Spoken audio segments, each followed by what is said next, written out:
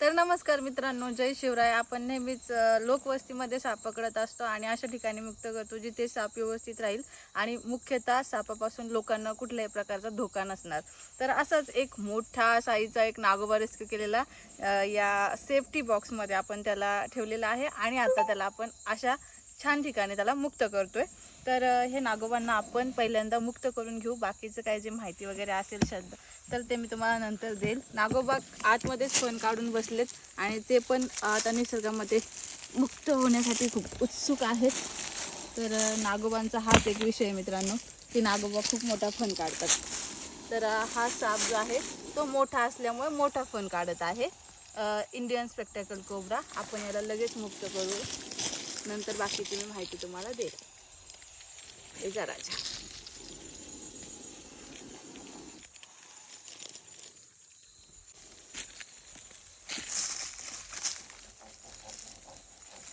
तर या ठिकाणी आता आपण त्याला मुक्त करतोय आणि बघा तुम्ही किती छान पद्धतीने चाललाय. पाठीमागे तर बघा ना किती सुंदर चिन्ह आहे. हे जे चिन्ह आहे त्यांना सेफ्टीसाठी दिलेलं आहे मित्रांनो. जे भक्ष्य त्यांच्यावर अटॅक करतात त्यांना असं वाटतं की हा माझ्याकडे बघतोय, जसं काय त्याचे ते 2 डोळे आहेत असे वाटतात. आणि तो निसर्गाचा खूप छान पद्धतीने अंदाज घेतोय बघा. निसर्गाची पूर्णपणे चाहूल त्याला जाणवलेली आहे. फोन थोडासा कट आहे, एकतर तो भांडणामध्ये झाला असू शकतो. म्हणती भांडणं सापाची असत किंवा मुंगूस सापाची असत, त्याच्यामध्ये कट झाला असेल. आणि ती पूर्ण कवर झालेली जखम आहे जुनी आणि खूप असे मोठ्या साईजचे आहे नागोबा. असं सुंदर ठिकाणी आपण त्याला मुक्त केलं. इथे खूप आनंदाने राहू शकतो तो. आणि मेन म्हणजे इथून सापापासून लोकांना कुठल्याही प्रकारचा धोका नाही आहे. जर तुम्ही नंतर शेवटी मी तुम्हाला दाखवलं, हा पूर्ण जो एरिया आहे तो पूर्ण राखीव जंगल एरिया आहे, जेणेकरून इथे लोकवस्तीला कुठल्याही प्रकारचं अलाव नाही करू शकत इथे. आणि खूप सुंदर एरिया येतो याच्यासाठी. बाजूला पाणी वगैरे पण आहे त्याच्यासाठी. आणि मी तर त्याला मुक्त केला आहे, पण तो बघा ना निसर्गाचा खूप छान अंदाज घेत आहे. मी फार लांब आहे आणि मी झूम करून आता व्हिडिओ घेत आहे. तो पूर्णपणे दिशा बघतोय, इकडे बघतोय, डाव्या साईडला बघतोय, उजव्या साईडला बघतोय. हे फार नॅचरली आहे. त्याची मूवमेंट बघा, तो नॅचरली दिशा सर्च करतोय तिथे त्याला आता कुठे जायला पाहिजे. आणि अगदी शांत पद्धतीने तो निघाला आहे. पण तर काय काढलेला की, कारण हा वाला खूप जास्त ॲग्रेसिव्ह आहे. थोडासा गरम डोक्याची नागोबा म्हणतो ना त्या टाईपमध्ये आहे. घाबरट पण आहे तेवढाच. आणि आता त्याला कोणत्या दिशेला जायचं आहे ते त्यांनी ठरवलं आहे, मार्ग चूज केला आहे आणि आता हळूहळू चाललं आहे बघा. तर आपणही त्याला जाऊ देऊ. तुम्ही पण. अरे यार, झाडावर नको राजा, झाडावर नको.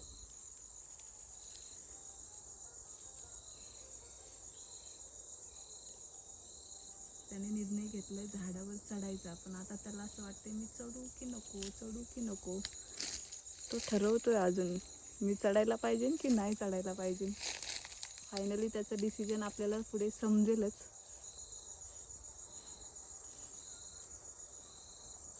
जीभ बाहेर काढतोय. या जिभेद्वारे त्यांना हवेतील पूर्ण जे गंधक असतात ते समजत असतात. सापाला जीभ तर असते मित्रांनो, पण जिभेला चव नसते.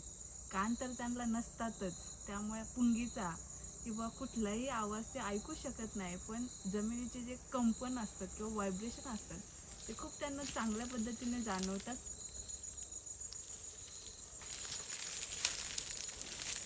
आणि नाग फन का काढतात हा प्रामुख्याने खूप मोठा प्रश्न असतो सगळ्यांना.